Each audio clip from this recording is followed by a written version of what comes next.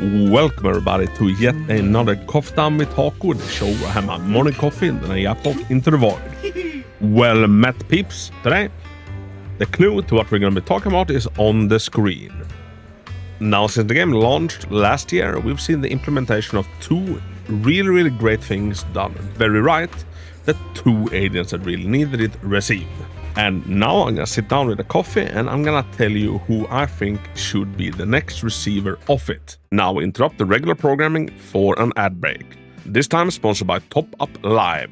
It is your one-stop gacha shop on the internet. What if I told you that animators are 30% off? Well, they are at Top Up Live. And I told them if we're gonna do this, you better throw in a good deal as well. And the deal is you click the link, you get an additional 12% off. So Top Up Live, it is my favorite current website because it's the only one that's giving me money. So if you want Hako to survive, you better use Top Up Live. So we are of course talking about the potentials of characters. So we've seen Ellen getting buffs, and as an Ellen enjoyer, like I love playing Ellen like pre-rework. After the rework, she's even better on all occasions. Absolutely goddamn phenomenal. My one gripe with Ellen is like I feel like they also should have touched up her mindscapes. Like I feel like they should have done that. In Soldier Zero Ambi's case, the buffs were substantial, and they also reworked her M2 and made it a lot better. And in both cases, they took a character that was kind of struggling and a little bit undercooked, and they put them back into the oven and let them finish cooking.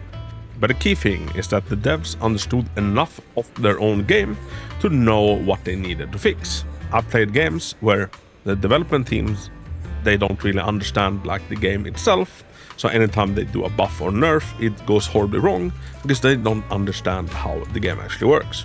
These devs, both Ellen and Ambi buffs, amazing. And now what the zombie buffs showed us is that they're also willing to like go in and adjust mindscapes where it is, appropriate. Now, I know most people, like the vast majority of people, probably doesn't have an M2 zombie, but it's a happy, thing for the ones that do have it. So, two great buffs. Who should be the next receiver of buffs? If you were to ask me, I hope that they step over this threshold. I really do. I hope that they step over the threshold to also buff the standard banner cost. Because if they do, my buff priority would look something like this. Number 1, Grace. Number 2, where is she? There she is, everybody's little favorite cat demon. So Grace, Nekomata, after that maybe Soldier.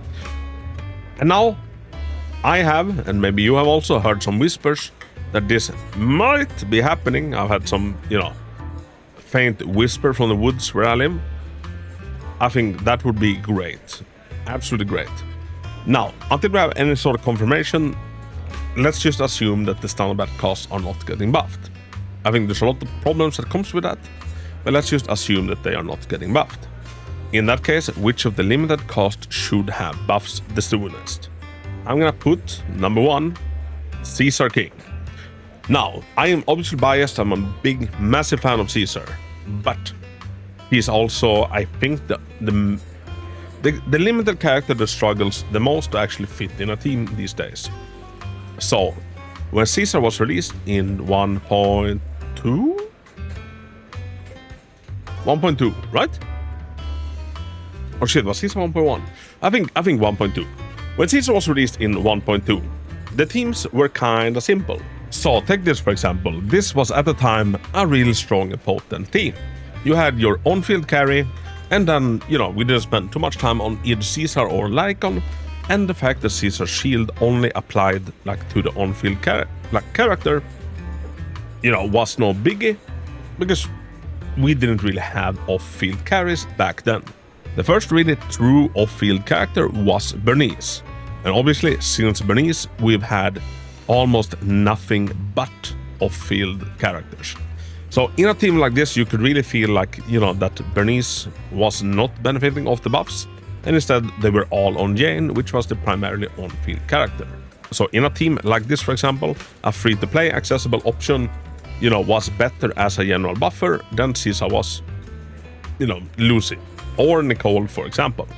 And now this, is one of the first teams that started being a little bit problematic for Caesar, and now it's only increased and increased and increased. And in this day and age, in Season 2, almost every goddamn team, works with having one sort of off-field character supporting from the backlines that you really feel when you take away their buffs. And even if there's no off-field character, almost every Gundam character wants you to switch them out mid-animation. What happens with Caesar if you switch your character out mid-animation is that the buff goes and just disappears, which obviously impacts her a lot. So even though I love Caesar a lot, I find that she's always such a downgrade to any sort of other available option for that team. But Hako, she's not there to best support, she's a defense agent, she's there for her shield. Her shield is not enough to carry her own value. Now, Caesar's shield is great, not get me wrong, but it will also a lot of times get you killed, say in the tower, because as soon as you switch out, you also take the shield. And if the character you switch from is lingering for whatever reason, they die. So, how do you buff Caesar? Well, one thing that I think is the obvious no-brainer is you make her buffs linger even a little bit. Seed, for example, her buff lingers for I think it is 3 seconds after she switches out. Something similar could be applied to Caesar, so that switching out is not as hurtful for your performance. Another super simple thing to do is just have the shield cover the entire team, even teammates that are not on the field. With the shield comes the buff. That will solve a lot of it. Obviously, as someone that loves playing Caesar, I would fucking love it if they also made her more fun to play. Right now, you basically defensive assist into her and always press EX special, and then she's done.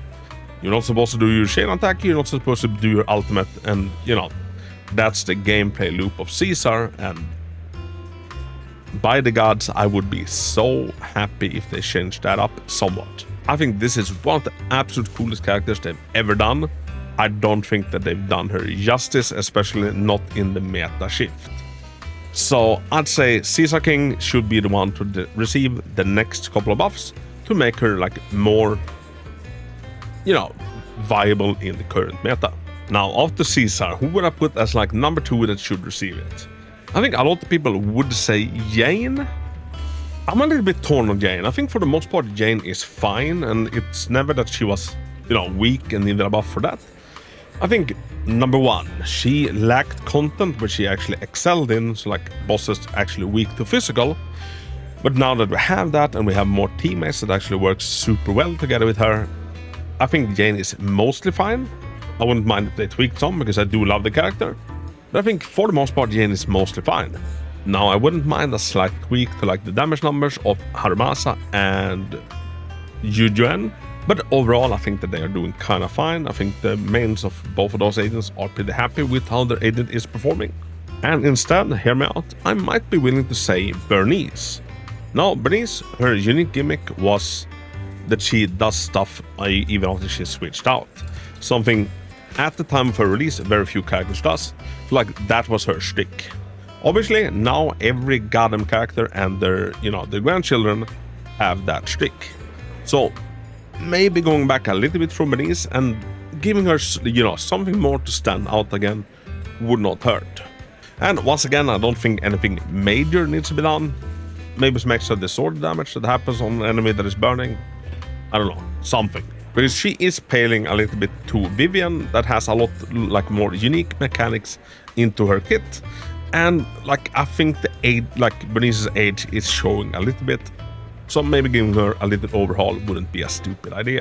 And now let's wrap this up with the third one. This is gonna surprise a lot of people. I might catch some flack for it.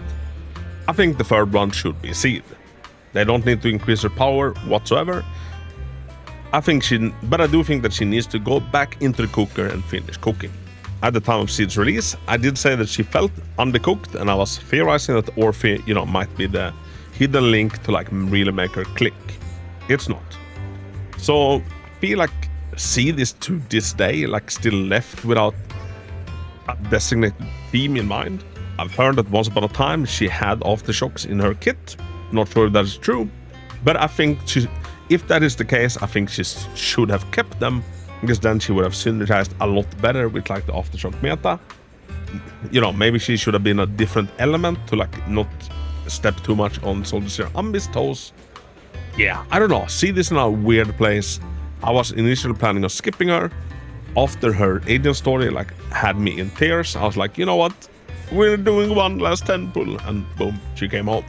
And I think her current state when it comes to like teammates kind of reflect her in the lore. She's a little bit of an outsider with no perfect place. And yeah, maybe adding in some aftershocks would alleviate some of it. I just feel like, yeah, they need to go back and cook Seed a little bit more.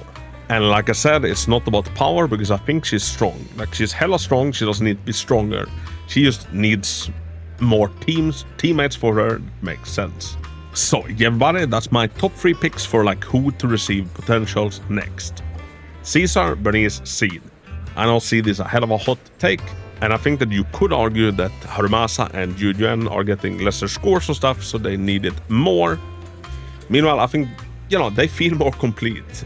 Maybe bumping up their numbers or giving them better disc sets that works better with them would maybe, you know, fix their issues. But I think there's like a little bit more to fix on the other 3. And mind you, I'm not saying that they're bad agents and shouldn't be used.